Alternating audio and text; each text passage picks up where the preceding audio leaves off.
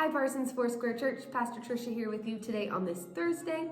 I am honored to be able to share with you on the National Day of Prayer. What an exciting day for our country. So with that, I would like to share just a brief history of the National Day of Prayer, and then a couple of things to consider praying about as you go on about your day. So in 1775, the Continental Congress called upon the colonies to pray for wisdom for the forming of our nation. In 1863, President Lincoln made a proclamation that there would be a day of prayer. In 1952, a joint resolution by Congress, which was signed by President Truman, declared that there would be an annual National Day of Prayer.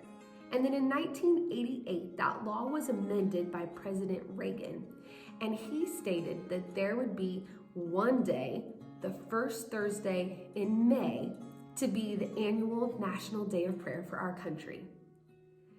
Since then, all of the presidents have made that proclamation, and they have encouraged Americans to pray for our country on this first Thursday in May. And so how awesome is that we get to do that together with lots of other people in our country. So there is a task force that is behind the National Day of Prayer, and they choose a theme each year. And so their Bible verse that they've based their theme on for this year is this. It's Habakkuk 2:14, and it says, "For as the waters fill the sea, the earth will be filled with an awareness of the glory of the Lord." How awesome is that? That we would get to pray that the whole earth would be filled with an awareness of the glory of the Lord. I know I would love to see that. So as you go on about your day, I would like to give you a few things to pray about that the task force suggests. They suggest praying for our government, from the federal to the state to the local level. Just be praying for that. For our military, for the media, for businesses, education, church, and family.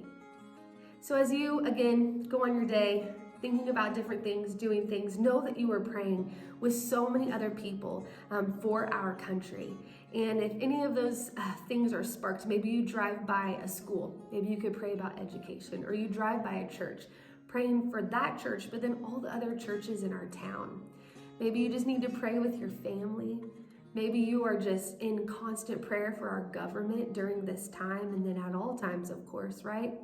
And praying for businesses that maybe are closed right now or that are open, that we would just see those flourish in our community. How awesome would that be? So as you do this, I pray that you would see, and that you would be filled with an awareness of the glory of the Lord. All right, I hope you guys have an awesome day, and I can't wait to see what God does.